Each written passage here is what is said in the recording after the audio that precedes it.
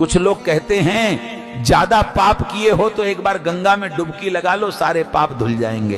अरे मूर्खों, गंगा मैया ने जब अपने पुत्र भीष्म पितामह का पाप नहीं धोया, उनको भी अपने अपने पाप का प्रायश्चित करने के लिए 58 दिन तीरों की शैया पर गुजरना पड़ा। और हम आप सोचते हैं कि डुबकी लगा लेने से ही सारे पाप धुल जाएंगे। ये धोखे में मत रहो।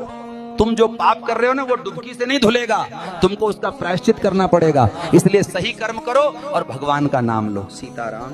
आज की सच्चाई, मकान सड़क पर हो तो उसकी कीमत होती है, आपका खेत सड़क पर हो तो उसकी भी कीमत होती है। लेकिन इस युग में आदमी अगर सड़क पे आ जाए तो उसकी कोई कीमत नहीं होती है। मेरी माँ, रहना तो छोड़ो, रोटी देने वाला भी कोई नहीं है उसको। बेटा, जीवन में ऐसा मित्र बनाओ जो श्री कृष्ण जैसा हो, जो खुद न लड़े फिर भी तुम्हारी जीत सुनिश्चित कर दे, और एक मित्र कर्ण जैसा जिसे हार दिखे फिर भी जो तुम्हारा साथ कभी न छोड़े।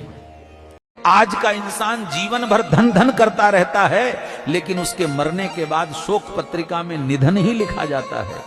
इसलिए जीवन में हमेशा पैसे के पीछे भागना बंद कीजिए, कुछ रिश्तों को वैल्यू देना सीखिए, कुछ अपनों के साथ समय बिताना शुरू कीजिए, क्योंकि सबसे कीमती चीज इस दुनिया में यदि कुछ है तो वो समय है, जो बीतता चला जाएगा और आपको पता भी नहीं चलेगा कि आपका समय कब खत्म हो जाएगा, और एक झटके में धन से निधन बन जाओगे। सीताराम बोलना पड़ेगा एक बार।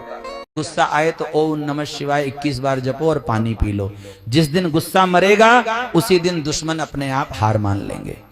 क्रोध आना बुरी बात नहीं है, क्रोध तो सबको आता है, हमें भी आता है, पर यह बात हमेशा याद रखना, क्रोध के समय मौन हो जाना चाहिए। क्रोध के समय मौन हो जाने से आप किसी अनहोनी से, किसी नुकसान से और अपने आपसी संबंधों को खोने से बच जाते। मुख से सुंदर लगने वाला व्यक्ति, स्वरूप से सुंदर लगने वाला व्यक्ति बहुत लंबे समय तक अच्छा नहीं लगता। आप अत्यंत सुंदर लगने वाले व्यक्ति के साथ रहने लगिए, आपको वो व्यक्ति 10 दिन, 15 दिन, 20 दिन आपको बढ़िया लगेगा, उसके बाद आप उसकी सुंदरता के आदी हो जाओगे। उसके बाद आपको वो व्यक्ति सुंदर नहीं लगेगा, आपको उसमें कमियां नजर आने लगेंगी। इसलिए व्यक्ति का व्यवहार सुंदर होना चाहिए। अपने ही जब पराये जैसे लगने लगे तो समझ लेना समय सच्चाई दिखा रहा है। यही जीवन का सबसे बड़ा सबक होता है।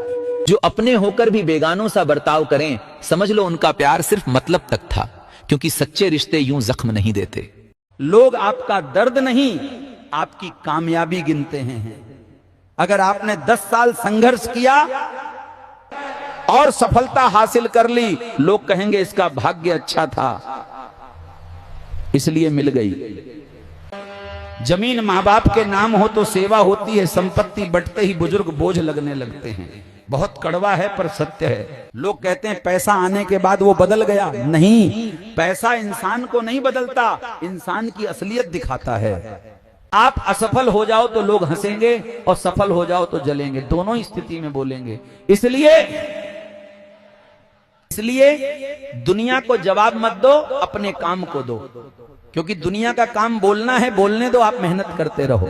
समय खराब नहीं होता, समय में लोग खराब निकल आते हैं। मुसीबत में पहचान होती है कौन अपना है और कौन केवल नाम का। जो इंसान अंदर से टूट जाता है वही सबसे ज्यादा मुस्कुराता है, क्योंकि वो जान चुका है दर्द दिखाने से कोई फायदा नहीं। जितना हो सके मौन रहा करो, जितना हो सके चुप रहा करो, कम बोला करो, क्योंकि ज्यादा बोलने वाले व्यक्ति की जीभ में 2 अवगुण आ जाते हैं। पहला अवगुण, वो व्यक्ति असत्य बोलने लगता है, और दूसरा अवगुण, उस व्यक्ति की बातों की गरिमा नष्ट हो जाती है। ऐसे व्यक्ति की बातों का समाज में कोई मोल नहीं रहता। अगर ऐसा व्यक्ति सच भी बोल रहा होता है तो कोई भी उसकी बातों को सच नहीं मानता। इसीलिए कम बोला करो। जय श्री राम।